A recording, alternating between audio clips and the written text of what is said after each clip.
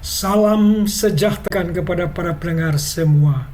Kiranya Anda semua berada dalam keadaan sehat dan senantiasa berada dalam perlindungan serta pemeliharaan Tuhan. Renungan kali ini mengangkat tema bertanya pangkal pandai. Bacaan terambil dari Injil Yohanes pasal 3 ayat 1-7. Saudara-saudara yang kekasih, di dalam Kristus Yesus ada pepatah yang mengatakan malu bertanya sesat di jalan.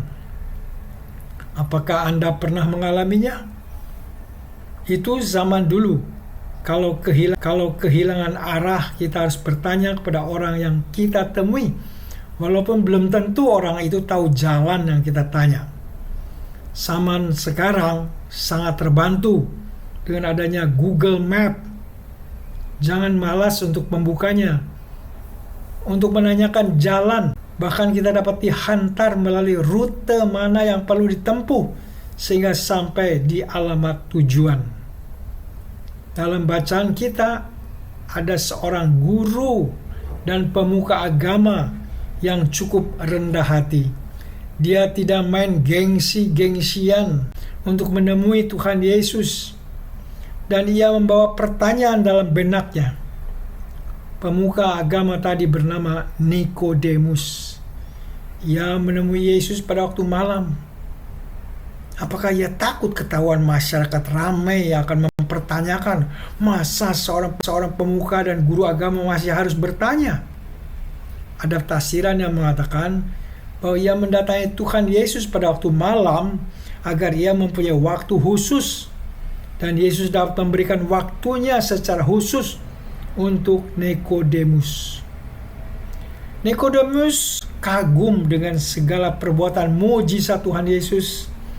Nikodemus kagum terhadap segala ajaran-ajaran Tuhan Yesus. Ia yakin bahwa Yesus itu seorang guru yang diutus Allah. Dalam sejarah memang selalu ada orang-orang yang mengaku utusan Allah walaupun bukan, sehingga ada saja nabi palsu, rasul palsu, guru Injil palsu. Disebut palsu karena mereka tidak diutus Allah. Mereka itu berusaha menyenangkan hati pendengarnya dan bukan untuk menyampaikan pesan Allah, apalagi menyenangkan Allah. Untuk apa menyenangkan pendengarnya?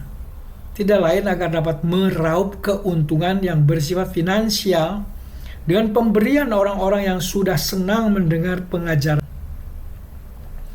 Nikodemus berkesimpulan bahwa Yesus adalah sebagai guru yang diutus Allah.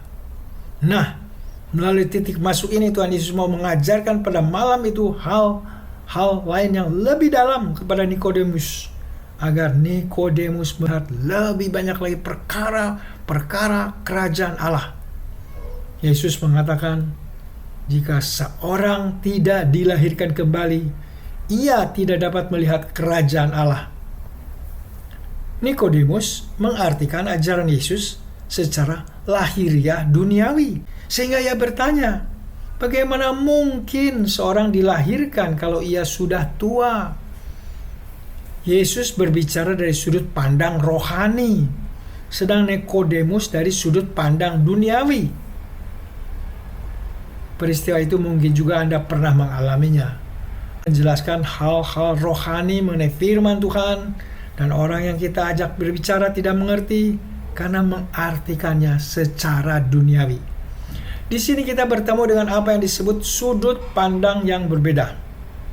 Kalau Anda ingin bukti, saksikan tayangan di YouTube. Ketika terjadi dialog antar kepercayaan, dialog antar agama, yang ujung-ujungnya menjadi perdebatan. Mungkin saja dialog ini diawali dengan YouTuber yang satu mengajukan pertanyaan mengenai iman Kristen, lebih khusus mempertanyakan ketuhanan Yesus, atau soal selamat melalui iman saja. Maka YouTuber Kristen yang menamakan diri apologet Kristen mencoba memberi jawaban. Ketika jawaban ini debat, maka terjadilah perdebatan yang sengit. Masih di YouTube, kita juga mendapati dialog sesama orang Kristen, tetapi beda denominasi. Yang satu denominasi percaya Allah Trinitas, denominasi yang lain percaya Allah Esa dengan tidak mengakui Yesus dan tidak mengakui Roh Kudus yang adalah Allah. Dialog menjadi saling serang tanpa kesimpulan. Kadang-kadang terjadi pula satu pihak mencap pihak lain sebagai sesat. Biarlah melalui semuanya itu kita menjadi bijak. Kapan memulai dialog dan kapan mengakhirinya tanpa harus mencap yang lainnya sebagai sesat. Di sini kembali membuktikan ada perbedaan dua sudut pandang yang tidak dapat disatukan.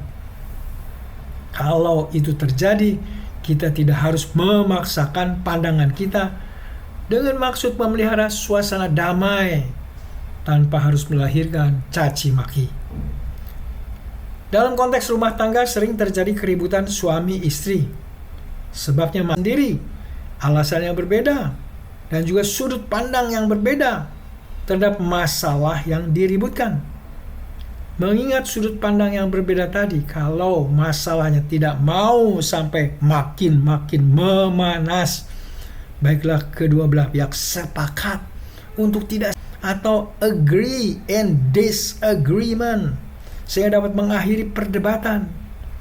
Mungkin kali lain masalahnya dapat dibicarakan lagi dengan suasana yang lebih tenang. Nikodemus tidak mendebat ucapan Yesus dan dengan rendah hati ia bertanya apa yang tidak dimengertinya dan ia meminta petunjuk lebih lanjut. Tuhan Yesus menjawab, "Aku berkata kepadamu, sesungguhnya jika seorang tidak dilahirkan dari air dan roh, ia tidak dapat masuk kerajaan Allah." Ada banyak tafsiran mengenai ini. Tetapi di sini saya mau memaparkan dua pendapat besar yang agak berbeda dari denominasi gereja yang berbeda pula.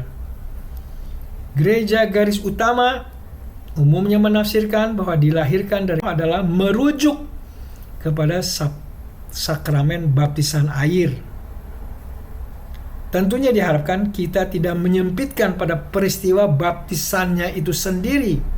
Ada persiapan sebelumnya yang dikerjakan Roh Kudus. Roh Kuduslah yang memberi penerangan, Roh Kudus memberi penjelasan, Roh Kudus memberi pengertian, dan Roh Kudus menumbuhkan kepercayaan. Ketika orang itu mendengar Injil bahwa Tuhan Yesus adalah juru selamat yang menanggung hukuman dosa kita di kayu salib, sehingga oleh karenanya orang percaya tadi tidak harus dihukum lagi, tetapi mendapatkan keselamatan dan hidup kekal. Kemudian pada waktu yang telah ditentukan, maka orang percaya tadi dibaptis memakai air dan dimeteraikan dalam nama Allah Bapa, Anak, dan Roh Kudus. Kita juga harus percaya bahwa Roh Kudus masih meneruskan tugas memberi bimbingan rohani kepada orang tadi bagaimana menjalani hidup. Dengan konteks seperti yang tadi, jadi lahir dari air dan roh adalah menjadikan orang lama yang berdosa, orang berdosa yang menuju neraka, dirubah menjadi lahir kembali sebagai manusia baru yang berpusat kepada Kristus dengan tujuan yang baru, tujuan surga. Tidak semua sepakat dengan pengertian semacam itu, bahwa ada gereja-gereja yang lain, khususnya aliran harismatik dan pentakostal, yang mempunyai pendapat yang agak berbeda. Dilahirkan dari air dan roh. Menurut tafsiran ini, menurut mereka ada dua jenis baptisan, yaitu baptisan air dan baptisan roh. Yang dimaksud dengan baptisan air adalah baptisan yang dilakukan pendeta dengan membenamkan orang percaya ke dalam air dan membangunkannya kembali. Dilakukan dalam nama Allah Bapa, Anak, dan Roh Kudus. Mereka juga mengartikan orang tersebut telah masuk dalam hidup baru, tetapi belum lengkap. Dalam perjalanan hidupnya, dalam waktu tidak terlalu lama, ia harus mencari baptisan Roh. Caranya mengikuti doa puasa menjelang hari Pentakosta untuk meminta baptisan Roh Kudus. Tuhan Yesus yang akan membaptiskan dengan Roh Kudus, dan tandanya menurut tafsiran mereka, masing-masing yang dipenuhi dibaptis Roh Kudus, mereka bahasa lidah. Baiklah, kita tidak mempertentangkan kedua tafsiran yang berbeda tadi, apalagi saling memberi label sesat kepada yang lainnya. Baiklah, kita sepakat untuk tidak sama pengertian, tidak sama penafsiran kita, tetapi istilahnya oke, sepakat walaupun kita tidak setuju. Yang lebih penting bagi kita semua adalah memahami bahwa kita telah lahir baru dan usahakan menghasilkan buah hidup baru bagi kemuliaan Tuhan dan berkat bagi sesama. Bagi yang belum dilahirkan kembali, berarti Anda masih berada dalam hidup lama keturunan Adam dan Hawa dan sedang menuju penghukuman kebinasaan. Biarlah saat ini Roh Kudus bekerja dan memberi Anda pengertian, memberi Anda kepercayaan kepada Tuhan Yesus untuk dilahirkan kembali menjadi manusia baru melalui baptisan air dan Roh, serta melanjutkan dalam hidup baru di dalam Kristus yang penuh keberkatan. Nikodemus tidak malu bertanya, dan dia tahu alamat yang tepat untuk mencari jawaban dengan datang kepada Tuhan Yesus. Apakah dia segera melaksanakannya? Yang jelas di akhir pasal 3 Injil Yohanes tadi kita tidak mendapat keterangan mengenai itu. Tetapi di bagian lain Alkitab kita mendapat kesan bahwa Nikodemus menjadi pengikut Yesus walaupun tidak secara terbuka. Mari kita belajar rendah hati seperti Nikodemus. Mari kita juga bertindak seperti anak-anak yang banyak bertanya dan menjawab. Alkitab adalah sumber jawaban. Dari sana kita tahu dari mana kita berasal, untuk apa kita hidup, dan kemana tujuan hidup kita. Inilah hal-hal penting yang perlu kita pertanyakan kepada Alkitab. Biar dengan rajin bertanya dan mencari jawaban dari Alkitab agar kita makin pandai secara rohani, makin menampakkan hidup baru, dan makin berkenan kepada Allah Bapa, serta menjadi berkat bagi sesama. Roh Kudus kiranya menolong kita semua. Amin. Mari kita berdoa.